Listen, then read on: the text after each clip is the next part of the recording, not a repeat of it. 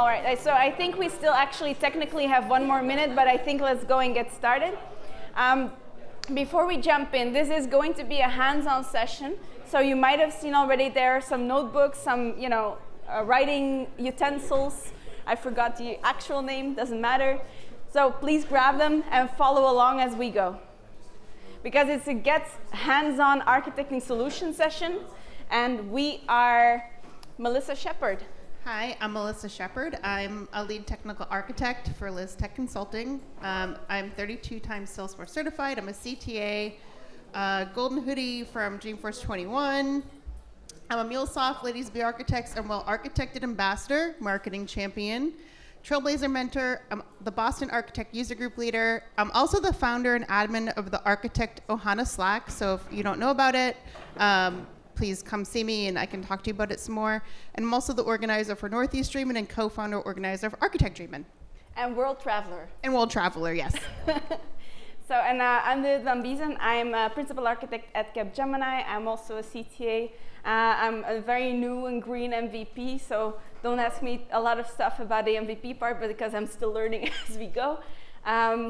I am a co-leader for Sima Group, which is a virtual one, so anyone can come to any of our sessions because we're always virtual. And then for the Brussels Salesforce Architect Group as well, always in person, so you can come like Melissa and Miriam did in the last one, but there is some traveling involved for that. I'm also an amateur zookeeper because I have 2 dogs, 2 cats at home, and yeah, well, they take a bit of time and effort and love.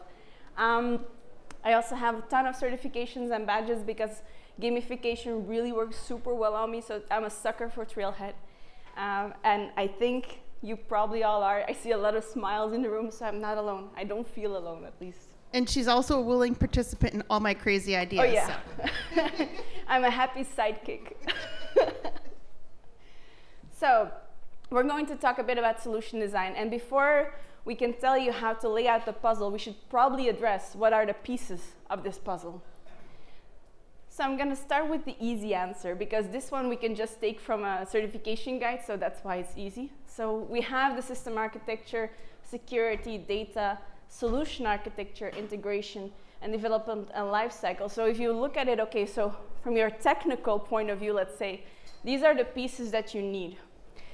And then we have a very big chunk of communication which overarches with everything, because each of these boxes can be tremendously phenomenal, can be like a jewel on its own, but if you don't have the communication skill to really bring this across to either your technical team or your stakeholders on why this is important, looking at security, which is usually the toughest one to explain on why is this important, then it will fall flat. So a lot of the things that you as an architect do is communicate, be that bridge, try to make them understand.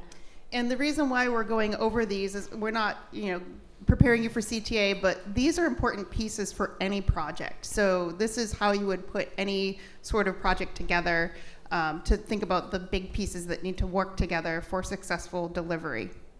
Exactly. And then we get to the artifacts. So artifacts are kind of like the storytelling tools at your disposal to really make sure that people understand, because I know it's super cliche, but a picture really does speak 1,000 words. So sometimes it's just easier to draw it out, and it can be very rudimentary drawings, it doesn't really matter, as long as it makes sure that people understand what the vision is, how everything will fit in, and what are kind of the typical artifacts that you would see in this case. So it's really important to keep in mind who are your actors, and then licenses and roles. So these are not always as one-on-one, so there can be some kind of combination of things, but it's really important. These are your users, right? If your users are not taken into account, you will not have a used solution, you will not have adoption, you will not have return on investment, and if we're being really dramatic, you might not have a job. Yeah, and this is the most important aspect, and I always teach people you really want to start with the process mapping to understand what the user experience is going to look like to drive your solutioning. So that's going to drive everything else that you see in here. So that first piece, that top left, is the most important thing you're going to think about for any solution. Yeah, again, usage, right, is being used. People are using it. And then you have the system landscape. So here you're going to look at, okay, what is there in the technological ecosystem that we are talking about? Because of course, we all love Salesforce. That's why we are here today, or we are here online. But the important part there is that there's hardly any customer that will only have Salesforce. There's other systems involved, which means that your users might be also using other systems, or maybe they're using data that lives in other systems too. So it's really important to keep in mind what is the full landscape that we are talking about. And then we get, of course, to the data model. You will work on data that's behind the scenes pretty much, where you will keep anything that you do will be going back into the actual data there. So it's really important to think about that and to also make sure that you fully understand the need before jumping to a data model, because it can be that maybe just, let's make it very concrete. Everyone has been on a project where they came up to a stakeholder and the stakeholder said, I need an object for this, or I need a field for that. How many times did they actually need an object or a field, right? It's about the bigger picture.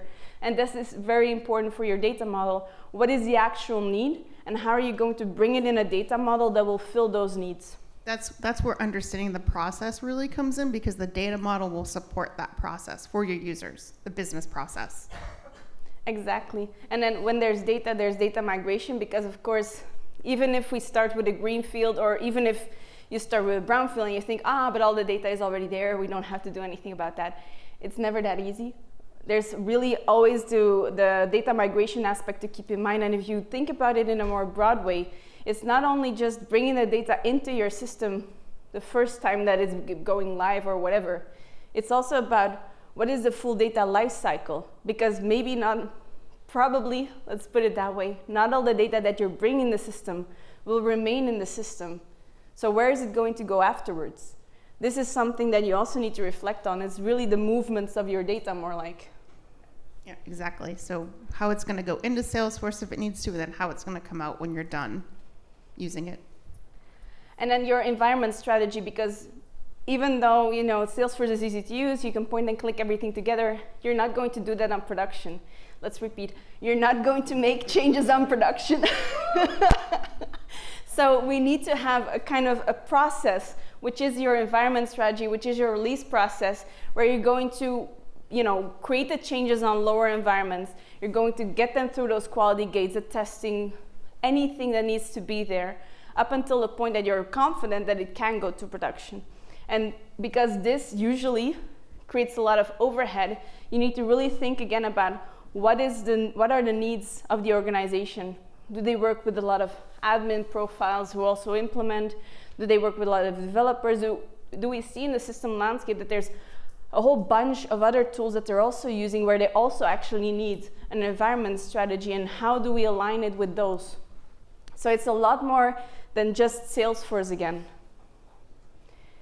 And then the final one, governance structure. So all of these are based on really great ideas, and now you need to drive it home. Yeah, and governance really involves process. So believe it or not, architects are responsible for process and getting those processes implemented, bringing in the right tools to support that process. I'm on a project right now where we're trying to really get streamlined processes in, because things take so long to get from requirements to developers. So how can we speed up that process? How can we make sure people are following the right steps each time they do something, so that things are easier, stories are written properly, developers can do their work. So that's an important aspect of any project, because if you don't work out the process and the governance, you're not going to be on time, your project's going to be late, you're going to have lower ROI, higher risk. So those are all things you need to think about as an architect. Yeah, indeed, because in the end, all of these different elements come together in making sure whatever you're building, whatever the vision is, it needs to be workable in the end, it needs to be realistic in the end. And the only way to do that is through proper governance structure to keep all the others in check. And again, communication, which is super vital into governance structure. And then one more thing on this one. So I know we're all talking about these artifacts and what should they look like. And I'm pretty sure that most of you have a pretty good idea on what a data model should look like, but really be very cautious about the fact, and this is especially true for anyone going for the CTA, don't forget the customer needs, right? I mean, don't come up with templates. Maybe, let's say you've worked with a particular environment strategy, CI/CD solution for X customers already, so you know that this is a good one. And you just try to push it into whatever next customer comes in without really looking at what are their needs, it's not gonna work. So always think about what is appropriate for your customer, because what you built in the past might not be appropriate for your new customer. Very likely will not be, in fact, right? Yep, and that's where you need to understand your requirements and make the right decisions based on those requirements. All right. So enough talking, right? Let's get hands-on. Yeah. So now you can do a little bit of work. So we're working with a fictitious company. Yep, so here's a little scenario. Universal Safety Technologies is a provider of safety and security systems to commercial customers. It has 150 offices in the US and Canada, providing services which include system design, installation, monitoring, and maintenance. UST has been struggling with systems that are not well integrated, leading to additional work for its employees. While UST's most critical emergency systems generally work well, they see an opportunity to create a more unified system by leveraging Salesforce. So from this, we're going to ask you to break down some of the areas that you can identify that fall into what we just covered. Yeah, so if you look at this is a whole chunk of text, but there are keywords that you want to point out. So maybe our favorite front row people, huh? Yes. Is there something, a keyword that you see here that you think like, okay, that is really like something we have to keep in mind when we look at this? Who is our customer? 150 offices. Sorry. I said safety and security. Safety and security, yes. We know that there's regulations on that, so we have to be extra cautious, and it means that in our governance structure, we likely want to bring in those, legal and compliance guys very, very soon. Very good point. Providing services. Providing services, so this speaks to the business model that they have, right? So yes, again, very important. Providing the right product. Providing the right product to, are they providing the right product, or should we provide? To fulfill their customers' needs, yes. They have systems that are critical, so you would want to be more careful when you're touching any of those. Yeah, critical systems, that's...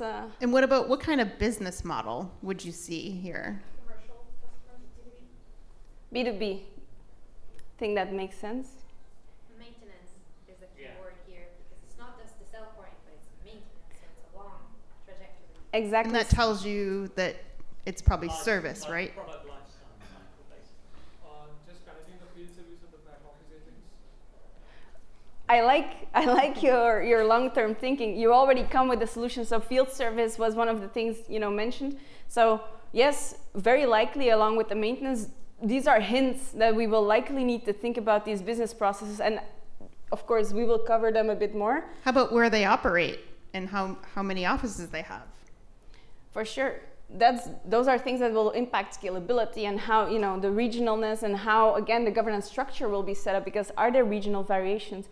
To come back to maybe your point, you mentioned something about field service. So what could be is you get an RFP or you get into a call with these customers and they keep talking and talking and talking, not mentioning the field service technicians or, that part of their process. This is why Melissa mentioned, business process understanding is very, very important, because they might miss that this is important information for us to have, but it is. So I really like that you mentioned it. Yeah, effective handoff of each stage of the process, so you're not duplicating. Because there's different teams, we have to have proper handoff throughout, yes? And how about the goal, what their goal is? What do you see as their overall vision here? Being customer-centric. Aren't we all? Sorry, yes? We talked about customers, but there's a key bit in there about additional work for employees. So we're talking about the users here. These are the users, and they're struggling with that additional work. That's very good, because we cannot lose track of the users. So how can you make it easier for the internal users? Can you data integration, yes, because we see that there's existing systems. Accuracy, quality. I saw a hand in the back though. You're going to be really loud. Yes, data model and data migration. We will definitely need a data model and therefore also data migration. Maybe because we only have 40 minutes. I love the interaction, but we'll have more. Don't duplicate the bad process you currently do today. That's, I think, very important. So it's not because they tell you what their as is that we need to do a lift and shift. Yeah. We never want to do a lift and shift, especially if you're going for a software as a service solution. You buy this because it has pre-built capabilities. So if you just throw them out the window, then why aren't we doing custom dev? Good point. All right, so some of you got some of these items here. So they provide safety and security systems. It's a B2B model. They operate in the US and Canada. And the main pain point is that they're not well integrated systems, which leads to additional work. So the idea of this is how can we make their jobs easier?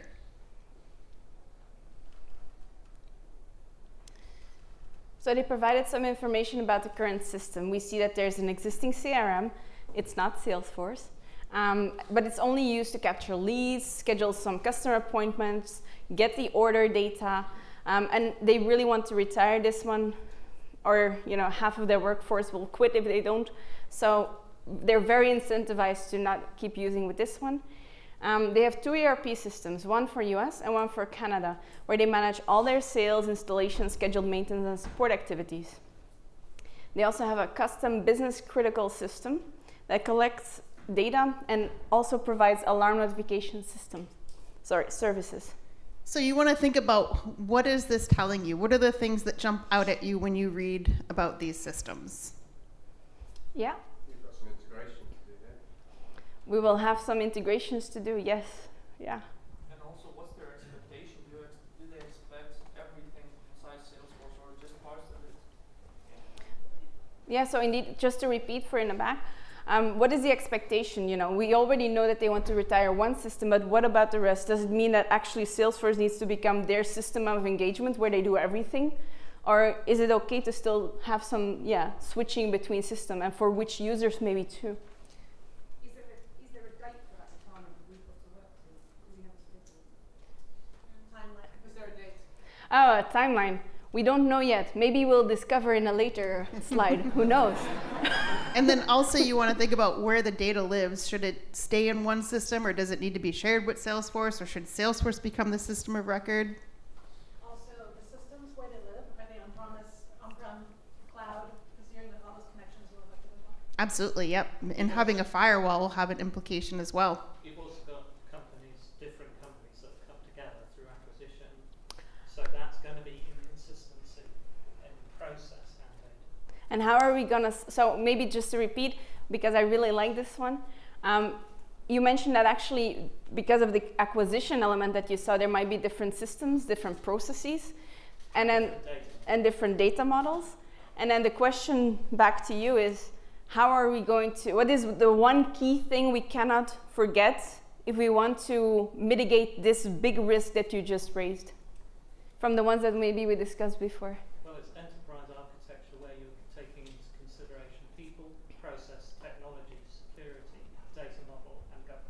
But there is already the technology and the process, but they will likely need to change. So we need to focus very much on the people aspect.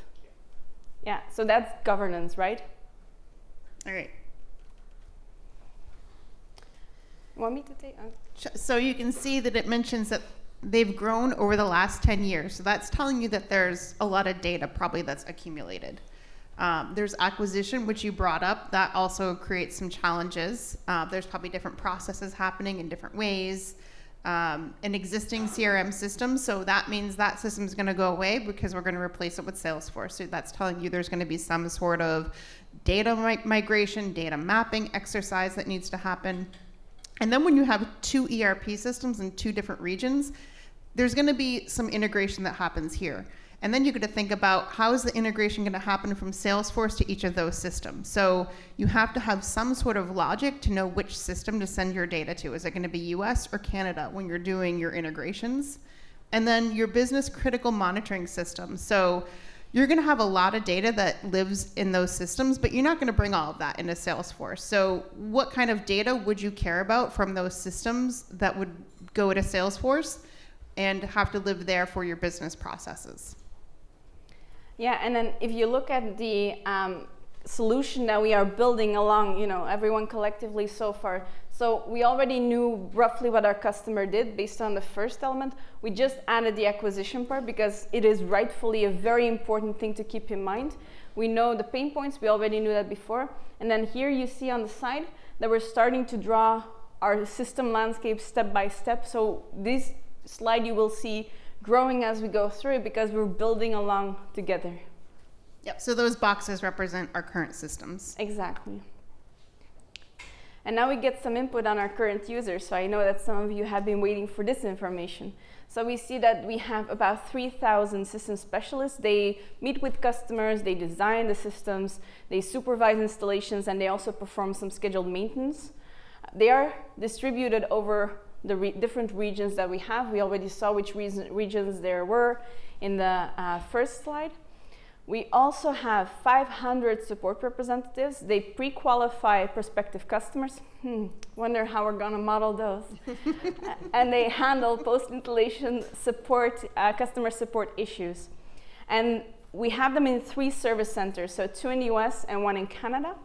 We also have some external users. Those are the 6,000 contractors, and they provide the installation services, but of course they are supervised, as we saw before, by the system specialists. So what are some things that jump out at you here now that you know a little bit more about the users? You're going to love this word. They have an ecosystem. They have an ecosystem, yes, and there's already interactions between different types of users, the handoff that you mentioned before. At this point, you can start thinking about the amount of licenses needed. And what kind, right? So what kind of licenses would you think you might need to support your users? Could be partners. Could be partners because of the contractors, I'm guessing then, yes? Mobile users? I think mobile is a very good point. Let me zoom in on that one. Of course, it might not be super pertinent to the licensing aspect, but from the user aspect, this is really important because it's not because it's specifically mentioned, you know, or not specifically mentioned, hey, we need a mobile app, that they do not need a mobile app. We need to run with the time. Everyone deserves or expects a mobile app. So we should always keep in the back of our heads, especially because we see people going on site, doing customer installations, doing visits. The need for mobile, as you rightfully mentioned, will be there. How about... There's not, so this is very user heavy, so you have to have a lot of user centricity design. A UX is going to be very important. Think about the personas that you see here, the jobs to be done. What does that tell you? What do you need to support that? Service. Yes. Most likely. We have a hand in the back. Field service contractor plus. Field service contract. Contractor plus. Contractor plus. Oh, wow. You came with a specific license already. Okay. And what about the roles? Do you see different roles? You see supervisor, you see specialists. So you know you're going to have some different access levels as well. You may have escalations. Exactly. Yeah, the thing that I see is missing here, and I would try to dig into a little bit more, is they're talking about pre-qualifying like prospects, but they're not talking about marketing at all. That's true, yeah. What are they doing there? Yeah. They have a website. Isn't that marketing enough? No, but it's a very valid point, yes. What about their competitors? What are their competitors doing? That's very interesting. And indeed, when you look at processes, we never want to reinvent the wheel. So maybe we can, you know, borrow some good practices there. Well, also it's a business to protect and to grow. We haven't talked about things. Yeah, the pure sales and strategy, we don't see that, but likely they are also users somewhere in the system. And then maybe the last question. Need to validate any language requirements. Canada's multilingual, right? Absolutely. Good catch. See, as a Belgian, you are really hitting that note, which languages are a headache if you don't think about them in advance. So very good to catch that. And then you think, how would you support that? Multi-currency as well. Absolutely, yep. We've got time zones. For sure. We are going to go to the next slide. So you caught a few things. So I think the numbers, you mentioned we need the numbers so we can actually go for the licenses and how many do we need. We need to think about the activities, and this goes back to the personas and their jobs to be done. Yeah. We also have then, if we look broadly, the internal and the external ones, where I know that you mentioned, for example, partner licenses could be important. So this all is like a wealth of information. Even though it's like only 3 bullets, we already saw you can get so much out of this. And then you see 3 service centers, so that's telling you that you're going to have some sort of global service. Yeah, and that probably there might be some data silos too, or some routing that needs to happen. So our solution so far, it has been slightly updated. So let's start with the obvious, Ruth or elephant in the room. We have added a big Salesforce box because we expect a lot to happen there. And you can see we have the table that identifies the actors and the licenses that will support their jobs. So we kept the licenses blank despite some very good suggestions, because we want to first understand their process a bit better before we decide on which products we want to bring in. So here we have a little bit more about their process. So this is the sales and design. So prospective customers can enter a form on the public website, so around 5,000 a month. The support reps will pre-qualify these customers in Salesforce using a custom questionnaire. And then an on-site visit will be scheduled. So during that site visit, the specialist will do one of the following from a mobile app. So mobile was called out, so that was good thinking. They'll take pictures and videos, upload them, and the photos and videos will be accessible from Salesforce. They'll also create a preliminary estimate and send a copy to the customer via email. And then back at the office, the system specialist creates design documents. And then they notify the customer to review the design and digitally sign an updated estimate to proceed with the installation. So can you think about some things that would support these processes, things that jump out at you? Third-party apps. Third-party apps. For what? Digital signing and the photos and videos. Yep. Digital signing, photos, videos, yes, okay. What do you use that? Web to lead, I heard, and then experience cloud. No, you're not allowed to answer. We have another CTA in the room.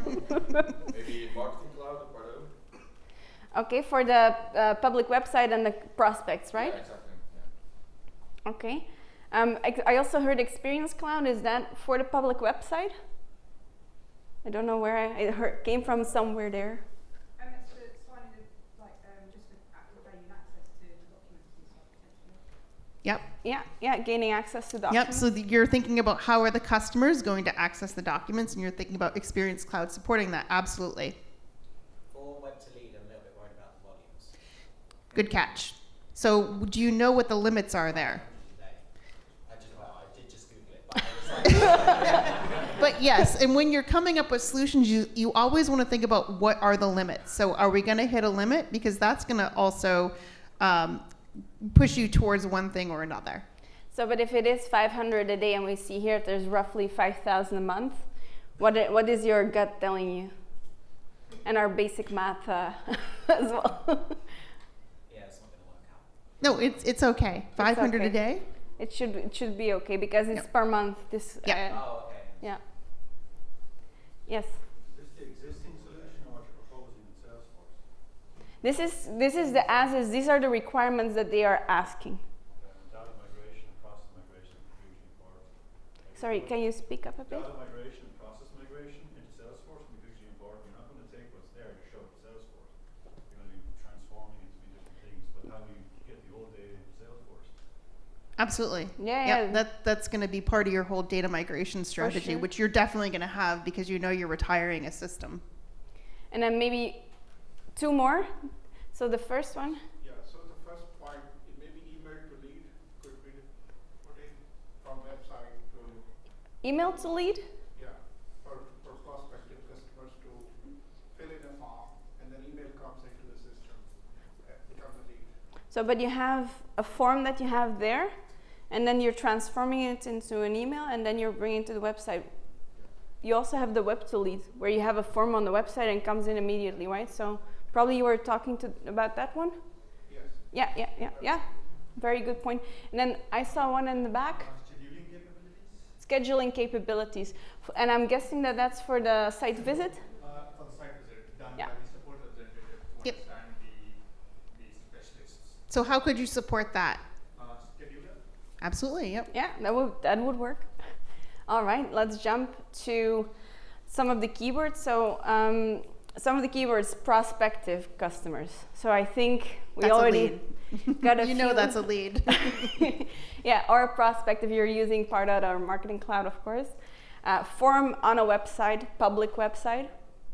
And this is important because now we know they say the public website. So it's very likely an existing one, or it's a fair assumption to make and to validate afterwards. And then the support representative pre-qualify. So that's telling you that there's some sort of process there. What would jump out at you as being the process? Some sort of conversion, lead conversion.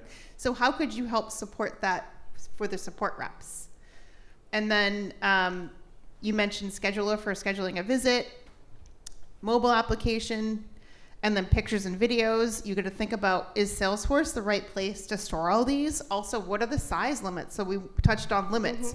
You got to think about the sizes of pictures and videos, and what's the limit of uploading a file into Salesforce? Does anybody know? 25. Yeah. Well, it depends. Are they on the FSL mobile app? Oh, It's a good question. I hope they're not. so jumping back. No, I think we covered most of them. So the fact that there's a mobile app, it has certain requirements that and it needs to create, and this is a very interesting, preliminary estimate. What could this preliminary estimate be? Quote. I mean, I think if you look indeed at like standard Salesforce processes, quote is usually the preliminary estimate indeed. And then if you do decide to use a quote, how is your customer going to be able to see that? So a customer wouldn't be able to directly access the quote object in an experience site if you're giving them customer community licenses. So you can think about, how would you give them access to that? And again, also challenge maybe what is there, because right now we don't really see necessarily an immediate way for them to access Salesforce. It's not a strict requirement, but we do see that they need to digitally sign something. So will that be from within Salesforce? Will it be maybe email, as somebody mentioned? Yeah, someone mentioned using a third-party app such as DocuSign. So these are possibilities, and they have an impact on our solution. But from the code, you can create a PDF file, and you can send it across via email before generating any kind of digital sign, just for the initial viewing perspective. Yep. Yeah, that could work as well. It's just a matter of the process and diving deeper into what is really needed and how can we transform. And not overcomplicating it. And also, if it's design documents, you have to like think about what kind of formats are they using. Is it just like PDFs, or is it just like some random formats that design programs use? That's a very good point. And to be fair, maybe one, glimpse under the hood. This scenario is a review board scenario that has been out there, and we have simplified it a bit. There was a design tool which went more into what you're. So yes, you caught on. You found what we left out, but yes. But now you can start to see the system landscape coming together a bit more. So you see the mobile app, you see the public website, the interfaces with Salesforce, and then you see Salesforce that needs to support digital signature and document generation. Yeah, and you see that also in the licenses, we made some decisions already. You can also see we didn't put in field service. This could be, right? So we're not saying that this is the solution. This is based on our assumptions. And one of the assumptions that we made was that maybe they don't need to have the customer support rep really create and fully schedule it automatically. Maybe they can create a task for the system specialist to, schedule it themselves. This was why we have no scheduler in our solution. And then the first steps of the data model, right?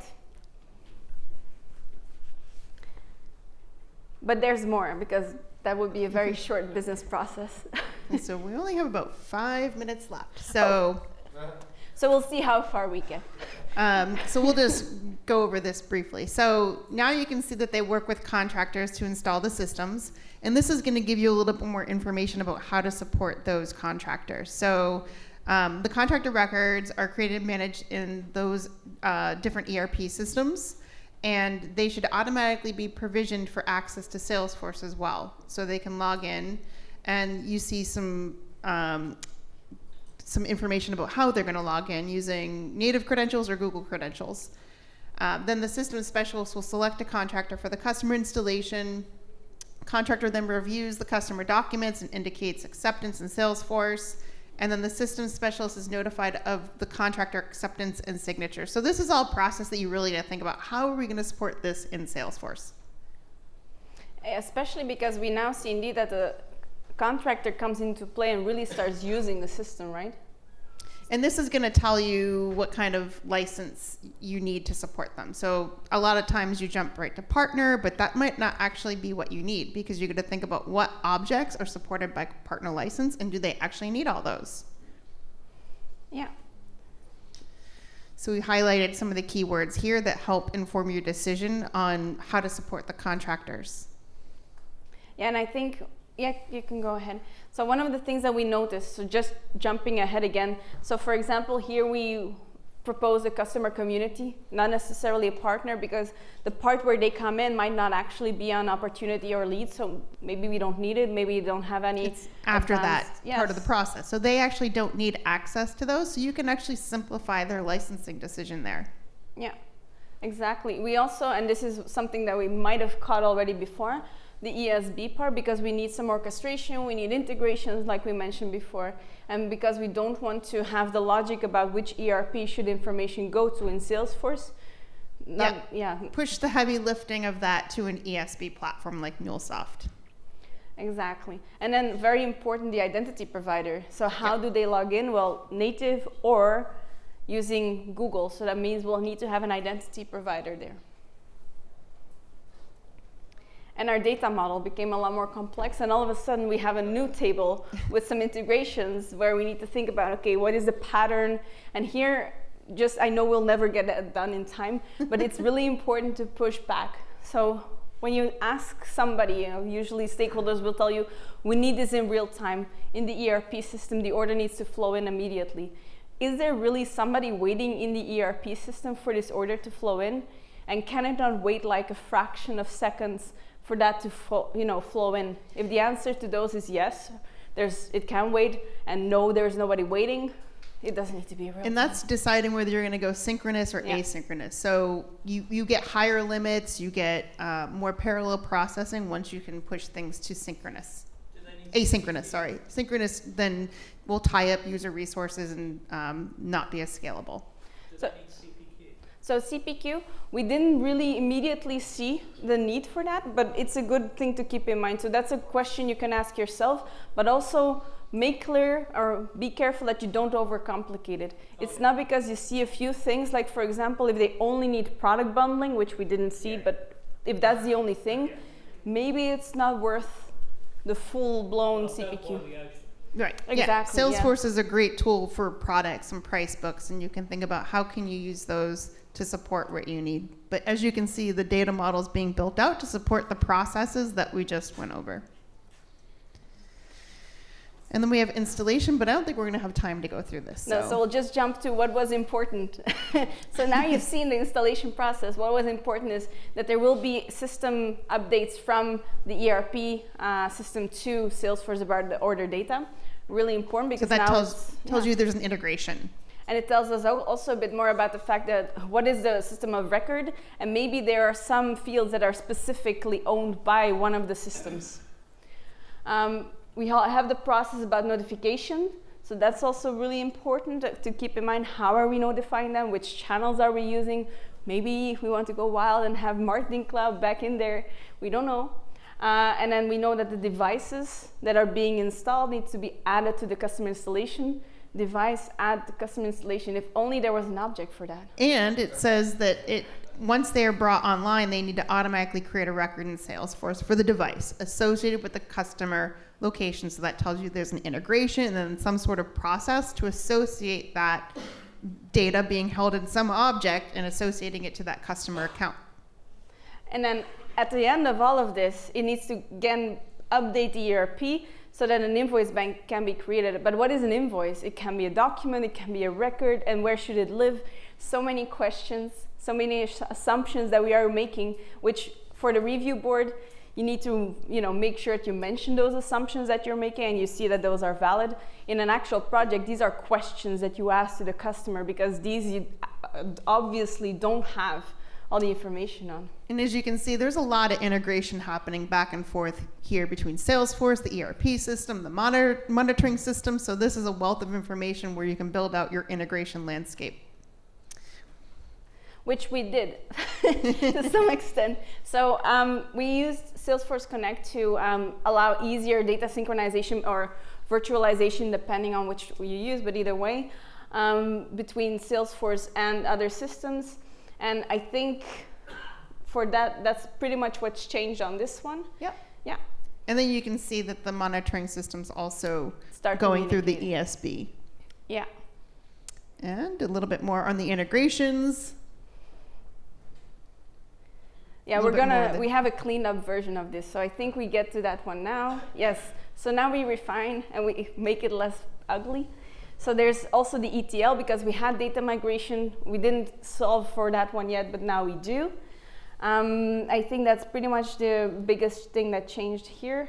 And you can see the ETL is what's being used for the data migration. Yeah. The ESB is being used for the ongoing integrations between systems. Yeah, so again, the right system for the right task. The right purpose, yep. Yeah. And we cleaned up. We had a lot of boxes before where you saw some in gray because we were still debating how we're going to solve them.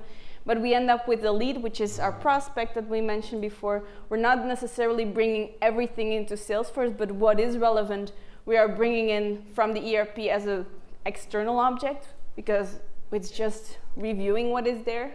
And the important point here is how you can support these processes using out-of-the-box objects as much as possible.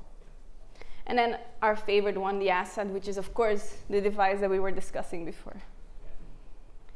That's it. Thank you.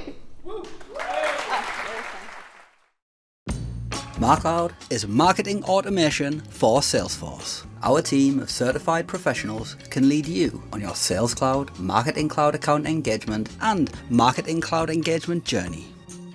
Implementation. At MarCloud, we can assist with new implementations and complex migrations. Templates and training courses. MarCloud offers on-demand training courses to help you on your Salesforce journey.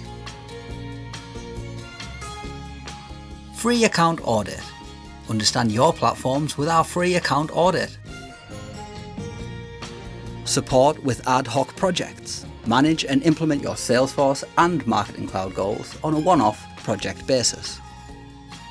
Ongoing consulting. Lean on MarCloud as an extension of your team during your Salesforce journey. Simply visit our website to learn more.